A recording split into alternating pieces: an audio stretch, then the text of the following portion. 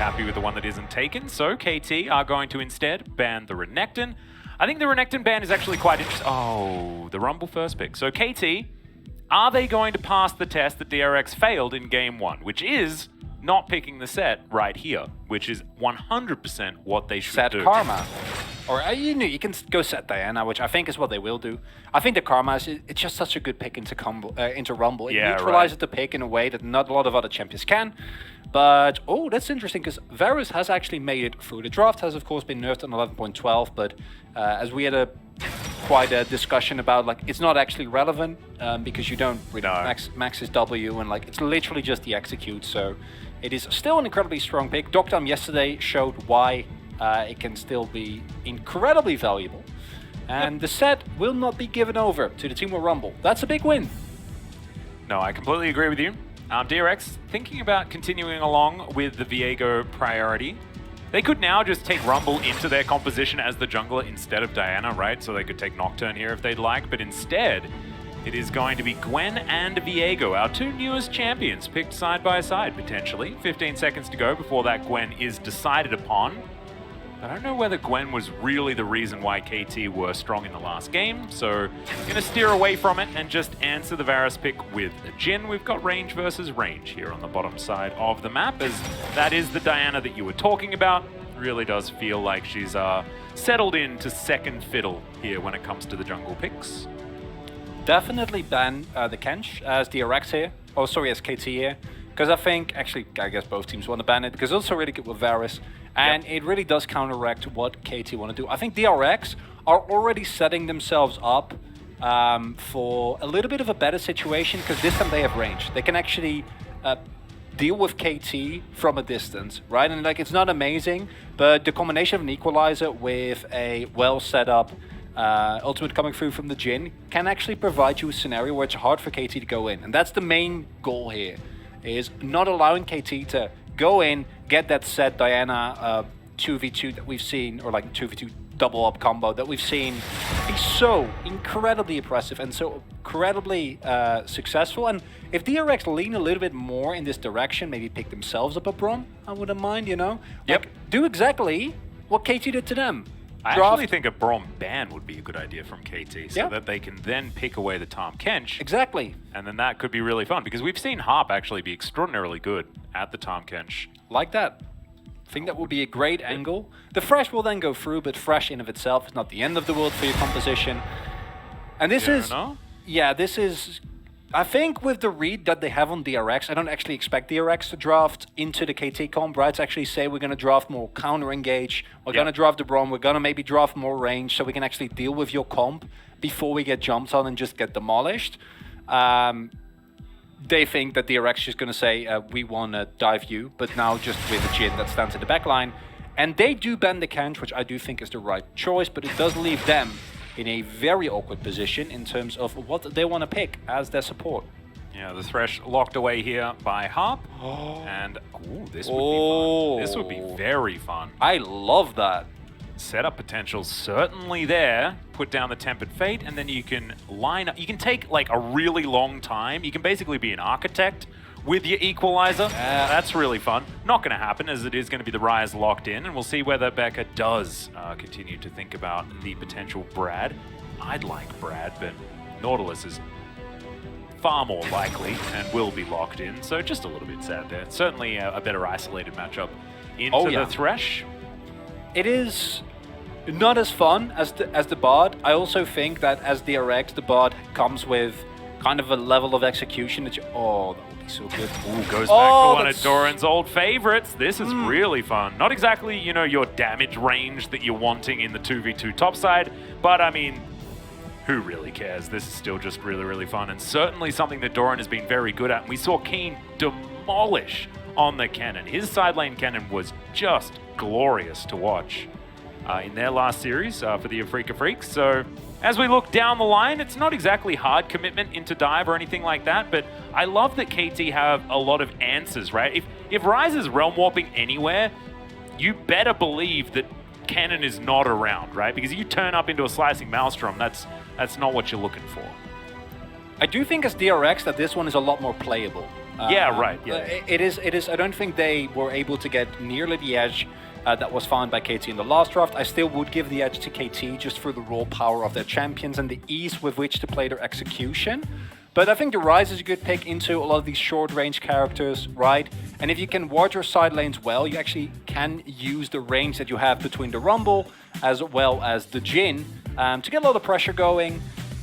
It's definitely not as doomed, but it's still hard to play out. You still need to play so respectful, because if this comp ever gets on top of you, you basically instantly lose. And considering how last game went, don't think it's looking good for DRX fans here, Atlas. Yep, but KT fans probably going to be pretty happy at this situation. The bottom lane should be pretty strong here for KT. Dove is on set, that needs no introduction. Kennen has always been pretty good in the laning phase. We'll just see how Blank goes around this map. Made a great play for first blood and then made a little bit of a whoopsie afterwards. If the whoopsie comes first, then we might have one of these situations where the Rumble just gets too strong. Critical mass happens really fast on the Rumble. So Pureshik, we're going to be looking at him in this early stage of the game to really try and take control. As having a look at the skin, I'm not a huge fan of this new one. I don't not like gonna it at lie. all. No, I think it's how the Flame Spitter looks. It just Yeah. looks. It's a very typical like cartoony space look. Yeah. That's not really my. It's not really my jam. I agree with you. What's Pureshik- your favorite? Probably Rumble in the jungle. Me too. Always Yeah. has been. Forever. Such a good skip. Just dropping pineapples on people. I think that's So it. good, it's right? Also, Many under no some other some champion. girls. Like obviously the pool party line is 9. My favorite skin in the game is probably pool party Talia, because like the whole surfer. Yeah, it's so good. It does fit But- thematically very well, yeah. And the great thing about the Rumble is that you can just picture yourself, sitting by the beach with a nice drink in your pineapple. Yeah, right. And then someone comes and runs at you, and you throw the pineapple at the head, and it's full of napalm, and then you win the team fight. Exactly. And you've got Lee Sin there throwing coconuts at people, and it's Yep. just really a tropical time for everyone involved. Really like it. Let's get back into the game here just a little bit, as we do have red starts for both of our junglers. KT now on the red side. Let's see whether they can get anything done, as we've got some pings out. I think that the fact that both of our junglers started on each side of the map is going to be well known to everyone, as that's a dredge line going to come out, as the Flay is going to be employed in order to get rid of the Nautilus. Pureshik has gone for Dark Harvest here, which is the more snowbally option. A lot of pros have started dropping this, obviously, into melee matchups. We see the Conqueror a lot more. In this case, both the Cannon as well as the Thresh, the Varus actually mean that KT have a little bit more range available to them, so Conqueror not as good. Another hook. Yeah, Harp in a little bit of trouble here, as he has been exhausted. Will take a lot of damage from Bao, but not enough to kill him. As Noah will just take a very short lantern. DRX doing pretty well in this lane thus far. No potions left here for Harp, as he's chugging through one right now. So, looking okay. Noah is still at full health, so that's not too bad. As Becca thinking about clearing out this ward, but will have to watch out for a potential hook or something like that, as Harp is just possibly playing with fire, but he's back to above half, so should be all right. As KT redeem control of this lane. Checking out the mid lane, Ryze gonna have a pretty good time against the set in the early stages. Should certainly be able to at least shove the wave, and as you can see, that is absolutely working out. But also really does like low-range champions, as he's Ryze. Just benefits very, very much from that. And I think it might be one of the main reasons why we've seen the Ryze rise in priority. No, I didn't want to make a joke. I wanted to make a serious point. Oh no, sorry, I was clearing my throat. Okay, surely.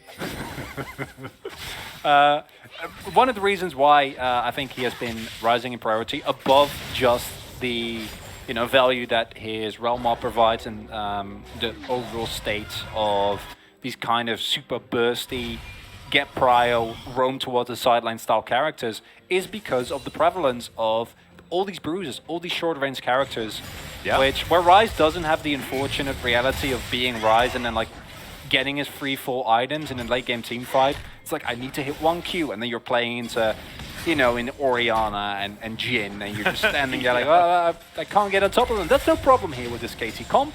And that's one of the reasons why I do feel like this DRX comp is a little bit more well-suited. However, it does have a similar issue that we saw in their last game, which is if KT gets ahead, the siege potential of KT is terrifying. They can dive really well, the skirmishes are strong. It's yet again just another really well-rounded comp. And I think DRX it's well-rounded as well, but just a little bit less strong in so many ways, right? Instead of the set for setup, you have the Nautilus and you have Rise with some lockdown, right? It's just not as good. Yeah, they yet added global pressure, I guess, you could say, and also maybe Curtain Call providing a little bit more reliable long-range damage. But I mean, nice. Varus, he's going to be pretty happy about that as Becca is denied his back.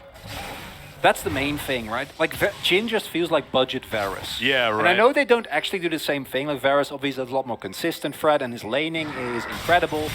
This is just supports fighting each other. I don't actually think a lot is going to happen. Portal combat! Yeah, because Harp was trying to pull the wave there, right? To make sure that he and Noah would have a really nice timing. I'm not sure whether it actually worked out between all the Aftershocks proccing or whether DRX was able to get the wave in a favorable state for them. We're going to find out momentarily. Yep. But the Jhin does, as you pointed out, like, it can work. I think this DRX comp, unlike the last one, isn't a reason for us to go, oh no, DRX, this is just not even going to be remotely playable. But it is a comp that still requires pretty high level of finesse and execution. And thus far, DRX, not really been able to deliver on that. Not so much. KT, they don't have priority in the mid lane, however. Top side of the map, absolutely they do. And DRX are looking to try and answer. They are going to sweep out the ward. Doran is going to be absolutely fine. Dove finally hits level 6.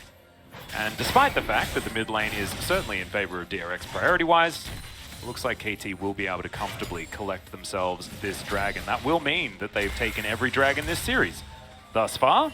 That is certainly good news for them, as Dove finally does equalize this wave. And KT just walking away with exactly what they want. A minute and a half until the Rift Herald is available, and we'll see who's going to be able to get priority there, because I imagine that both teams are going to be putting a lot of prio on that one.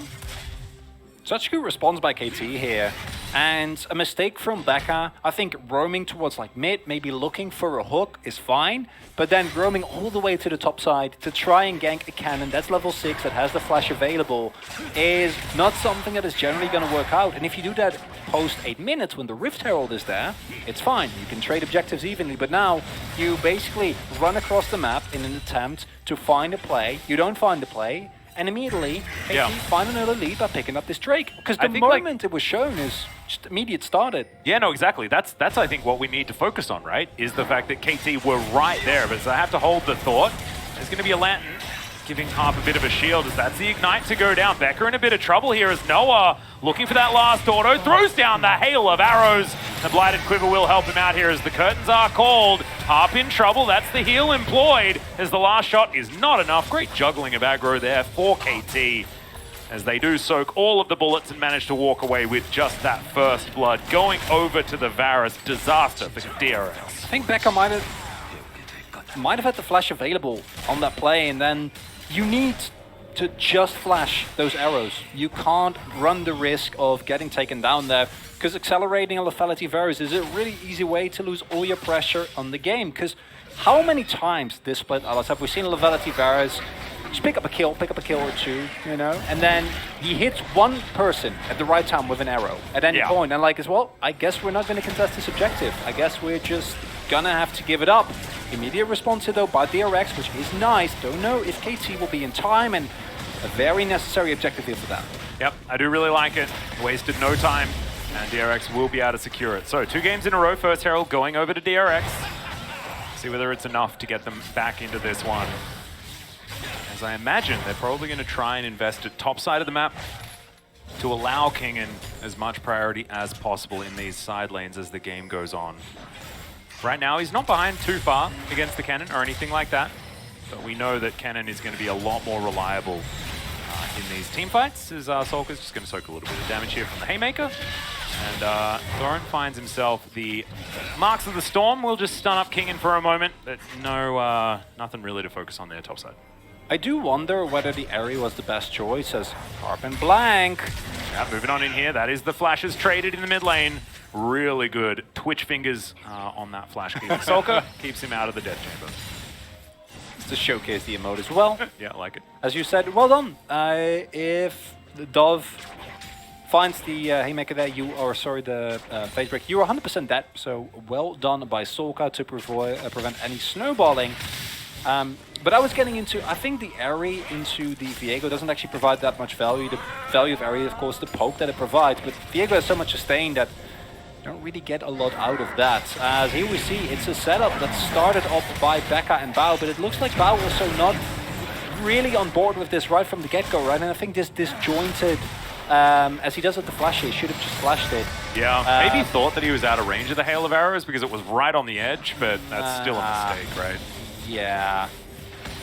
I'm trying to figure out what the thought process was for not deciding not to die in that instance, but maybe he had his shield on like a somewhat second cooldown and was like, I can get it, and then he didn't. I really like that somewhat second. Yeah, it's not a whole second. It's a point something. He almost had it. I like that.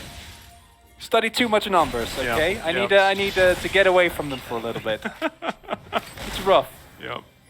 Which type of numbers were you studying the most of? The counting ones. Oh, yeah. You have two different numbers. Hana, Durset? Yeah, those were harder for me. The other ones came quite naturally. Can you spell 8 in Korean counting numbers? That is my question. Yeah, but that one is because I've done it wrong so many times, this glance has to be used. Yeah. That one's a difficult one, but we're talking about something that I think the majority of people don't necessarily need to know is yes. In fact, the ultimate was employed there towards the bottom side. It got a cleanse out of Bao, and that was what happened. As Noah can take himself a lantern if he would like to, just looking to clear out this last remaining minion. But I don't know whether they'll be able to. Looks like the wave clear should be there for the Jhin and the Nautilus. As yeah, we are just... There hasn't been a lot of proactive play so far this series. I mean, I guess last game there was. There are a few dives that did happen, but I can only really count the engages on about half a hand. I'd argue that there's just not been a lot of general gameplay. Yeah, right. Aggressive gameplay. Yeah. Well, this will be some play. It's nice. Yep. It's going over. Did Pyosik grab all of that money? Because I actually don't mind that, right? I think that Pyosik does have a big part to play in this game, as Doran. I like it. He's going to have to walk away. Ooh, this might be a window for DRX, because Doran doesn't have the ultimate available, but they need to get on this now, and they're clearly not, even though they know this is happening.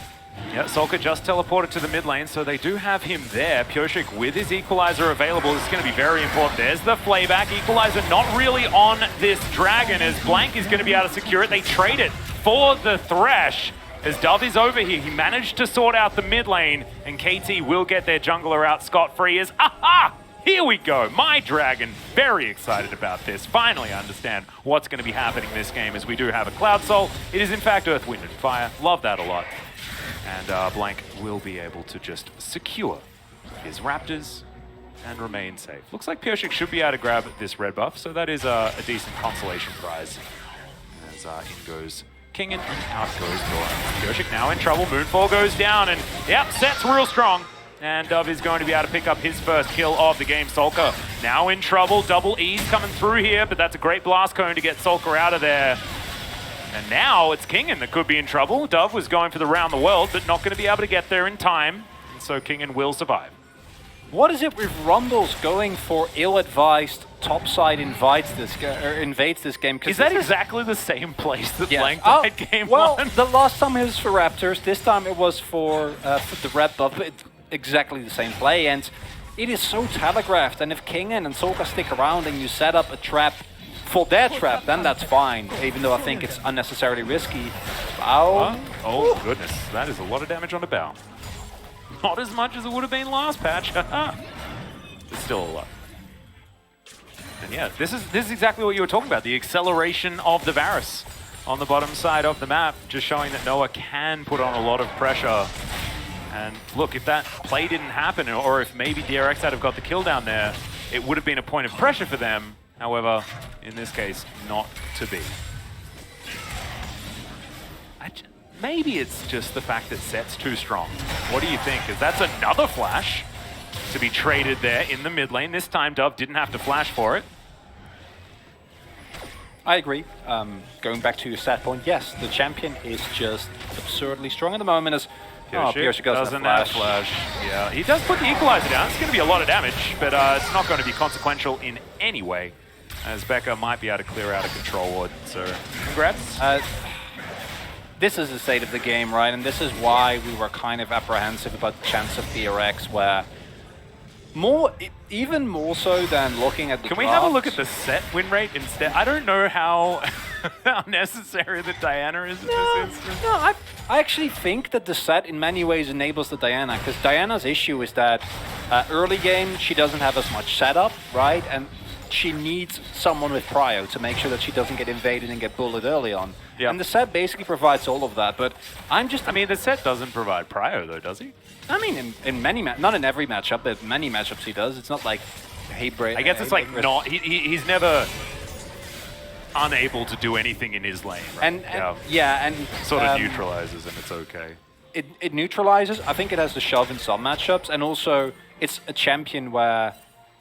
Yeah. Oh, we have Wolf in the chat, and he says that Set is a 77% win rate so far. So yeah, he's also doing pretty well, ladies and gentlemen. As this is the state of the game right now, and this isn't a compositional thing. This isn't a draft thing like in game number 1. But even with a disadvantageous draft, I think with how KT is playing right now, they're proactive. They're playing around the map. Harp has barely been in the lane. He's continuously been looking all over the place. They've been setting up proactive moves, invading, putting down vision, and then collapsing on PO shit while the rest of his team isn't ready. And DRX, all they're doing is just sitting in their lanes and waiting for an opportunity. And that's not how you can play the game right now. And this is something that we learn every day at the LCK, and that's why it's such mayhem. Proactive teams are actually getting rewarded. Yeah, and it's KT fantastic to see. Yeah. It's playing incredibly proactive, and DRX have never been that team, right? And I feel like the playstyle of finding one great team fight in the later game, it's just not sustainable anymore with the current mana. Especially not when the wallets are getting filled up so aggressively here by our KT players. That, however, is not necessarily the point of this one, because of course the gold is extraordinarily even. But if you have a look at those dragons, if you have a look at the state of the map, KT certainly in a lot of control. Feeling very good as to the direction of this one. Level 11 now for Noah. Those Chains of Corruption going to be feeling a little bit better for him. Prowler's Claw online. Gale Force done here for Bao. And yeah, just this is like you were talking about. We can talk about draft issues, you know, for really until the cows come home, right? But you can also talk about the teams, and it is really a KT that are looking like they're feeling a lot better in the LCK at the moment. As the Rift Herald goes down, doesn't get a whole lot of value.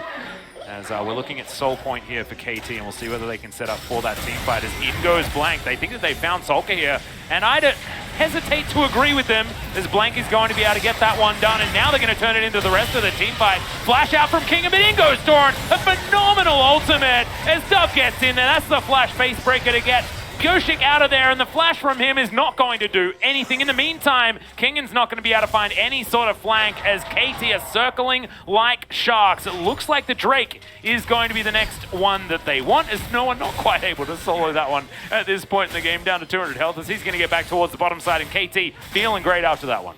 DRX getting caught out left and right and going in one by one in an attempt to salvage the play, and you know he's there, Sorka. Like, you see him, and then you get taken down, doesn't have to stop what's available, that might salvage the play. I actually think outside of the teleport taking places as well as reasonably possible, as you can see, actually does a lot of damage to Noah, but it doesn't matter because the rest of his team is getting demolished. This is a close range, close quarter fight into a cannon that had his finger on the teleport button, as his ultimate ready, a Set and a Diana, and I think now Soul Point available for KT. Everyone that needs to be fed on the team is getting fed, and DRX are just slowly losing their grip of this game. Yeah, I think what epitomized the absolute state of this game for DRX is we are going to see Doran have a bit of trouble. Kingan's going to be able to come in and grab that kill with his Blade of the Ruined King. Like that one a lot. can pick up the cannon if he would like to, but decides not to. So Doran going to throw one away. That's fine. I'm going to go back to my point, though, and that was that Avaris basically 1v1'd the Viego in the Dragon Pit. Well, Viego had no ult, and also was at like 30% HP, which against Varus especially is just a really big problem, right? Yeah. So I think in this scenario, it's not necessarily indicative of the state of the game, as these picks might turn into something if DRX is really willing to go ham on them, but it's basically you're just trying to find flips, right? Just high-risk plays in the attempt that maybe they pay off 1 out of 10 times, and then you get your way back into this game through that, because playing into this composition by KT is hard enough as is. If you fall really far behind, and then any opening that they find is super oppressive. They have a fed lethality Varus that is going to make any objective control for you incredibly hard. Yeah. It's just rough, Atlas. It's not a good look for DRX, and it is an unfortunate continuation of their form as it has been throughout the last, I think it was 10 games.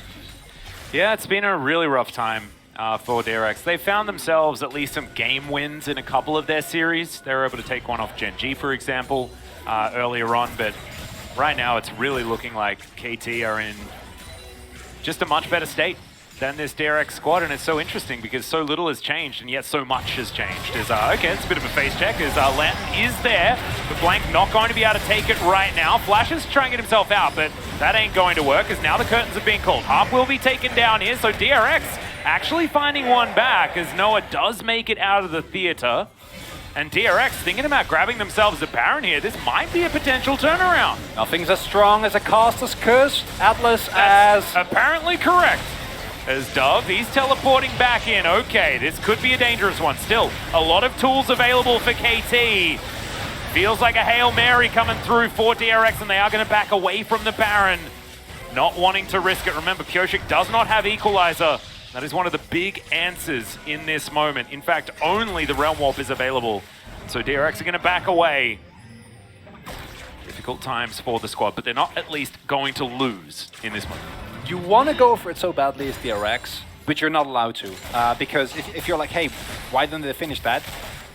Both Maelstrom and the Showstopper were available. So like you 100% get absolutely murdered. There is just a really nice play from Solka. It's basically just him who sets that up.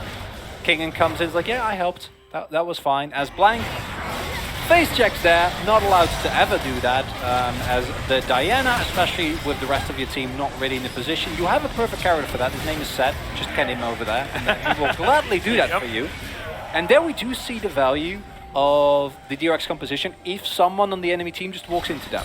So DRX, don't do that. Oh no, this is a little bit dangerous. There is 50 seconds on the Drake, so Kingen might have been available. Does have the teleport, of course, so not exactly the worst timing there if he did actually get caught. However, still bad news, and the ultimate now on cooldown.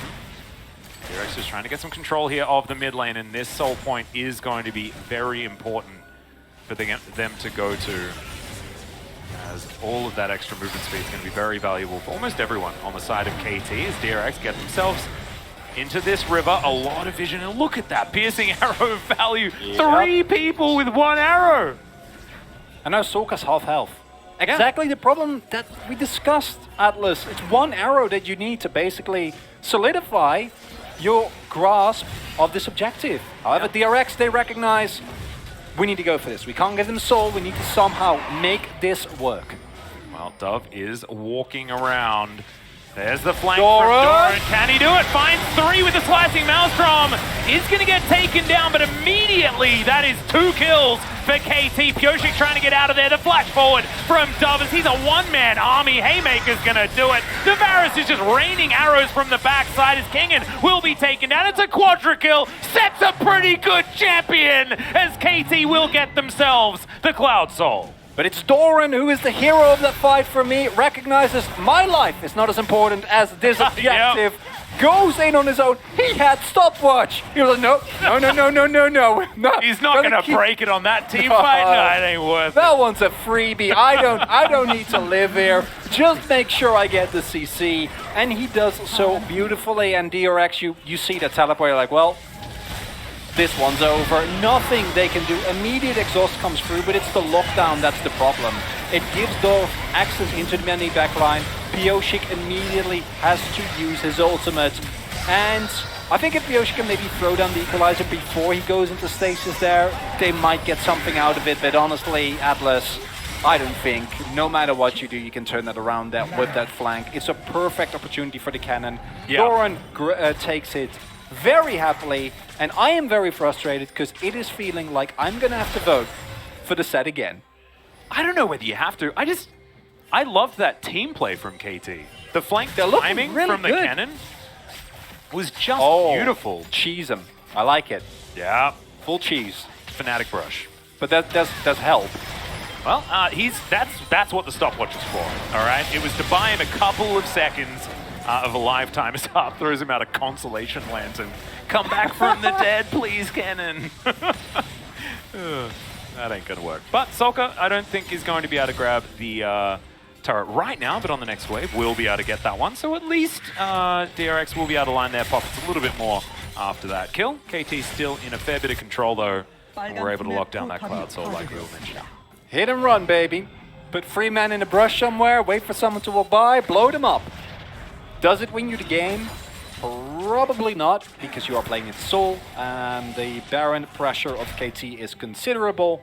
Does make you feel better, though. Well, yeah, it's good for morale. Yeah. Which, there could be an argument made that that's, you know, really the most important thing. We're playing a game. Unfortunately, we're playing very competitively. This is one of the best regions in the world. We are the defending world champions. Unfortunately, not actually the strongest anymore, I'd say, after losing a Messiah, but Look, yeah. We're still high up there, you know? We're doing all right. Yeah, we're not doing poorly. Yeah. Not going to name any specific regions because I feel like that's never a good idea. I think that the LPL is looking relatively strong. Oh yeah, in terms of strong regions, no, LPL I think we can collectively agree is very scary. And I think there are other regions in the world as well that are playing League of Legends. And the LCK is one of those regions. There we go. Yeah, very good. Nailed it. I don't think I'm going to get in trouble for that. Handled gracefully. I'm a big fan. I like it. So thank you so much. That's how I've stayed alive this long. As KT here in the mid lane, just tidying things up. Probably waiting for a potential Baron play. As you can see, there are a lot of wards on both sides, just everywhere. So everyone with all the information that they want. Side lane in control here by Solka, but he doesn't want to walk past the river, as things certainly do get dangerous. And this is where the question comes in. How do you win this one as DRX? I think Blank walking into an unwarded brush again is a great one. That's like Doran could do the same thing. Yes, that's high up the list. I think the 5-man death brushes are big ones.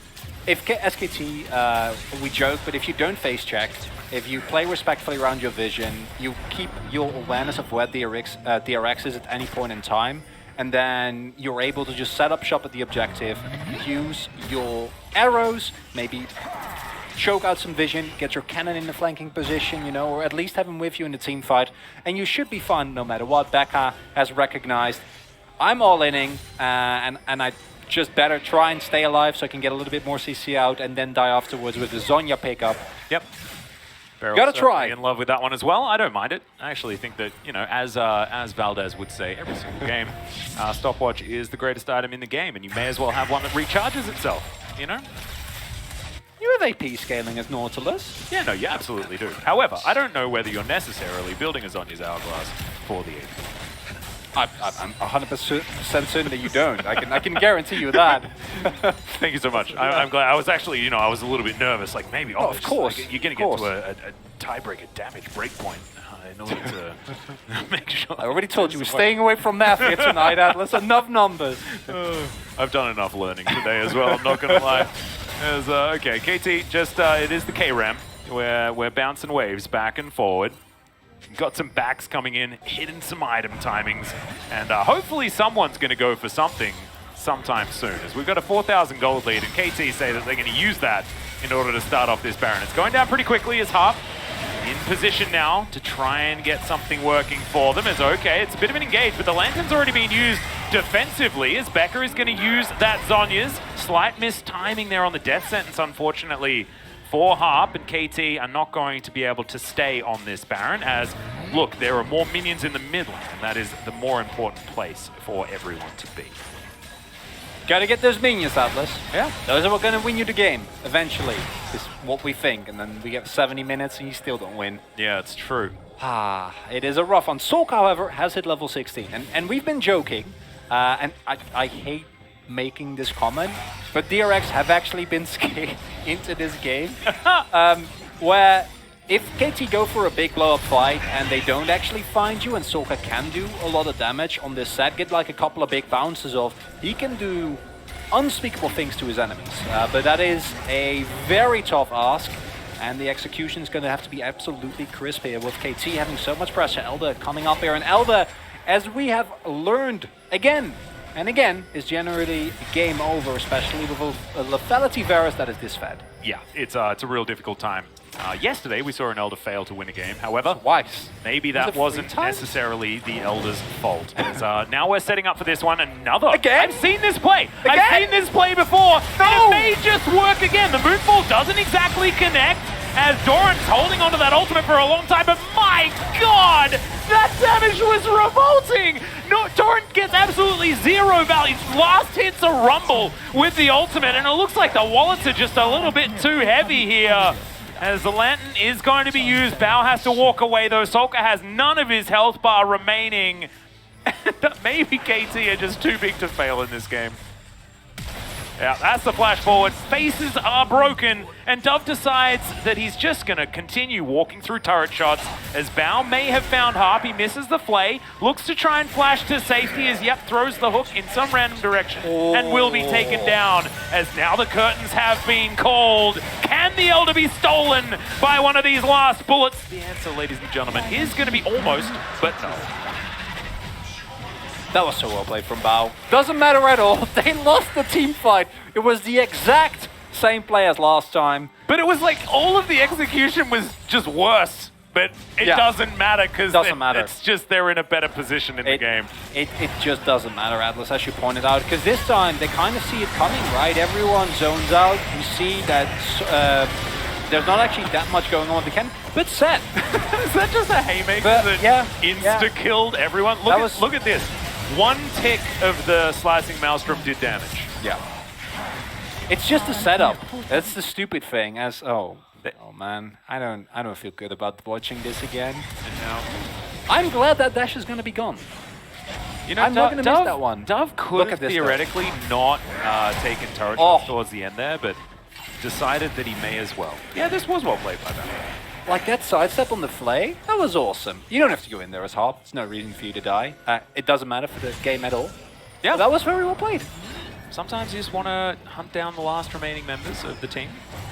As we do have a minute and 20 seconds left on this Elder, and KT are going to utilize it in order to take this Baron. I have a feeling they should be able to grab this one uncontested because, of course, DRX not wanting to fight what is feeling like a losing teamfight battle against an Elder Drake. So a minute's time, KT utilizing it in order to grab themselves this Baron buff. As now Dove, he's got different things on his mind. As Kingin, this is going to be rough times. Yeah, finds himself the Stride Breaker into the ultimate, and now Kingin has to be really careful of dragons, and unfortunately, they are going to be there to smite him down from the heavens. So KT find themselves a pick, find themselves a Baron, they've got themselves an Elder, they've got themselves a Dragon Soul. I think they might have to find themselves a Nexus now, because there's not much more to take. Nothing you can do, Atlas. Nothing you can do here. As KT, they have the buffs, they have the money, they have the composition, and that might be the critical for this game. Yeah, well, in goes the dredge line. They find a lot of CC onto a Thresh that just survives forever. That is going to be the bottom lane eradicated. Now Doran finds himself a Sulker, goes golden as well, as Sulker is going to do the same thing, but Dove is just going to break everyone's face.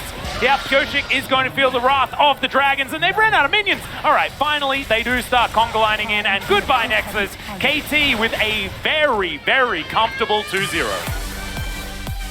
And I like, okay, so we might look silly on this desk because it was another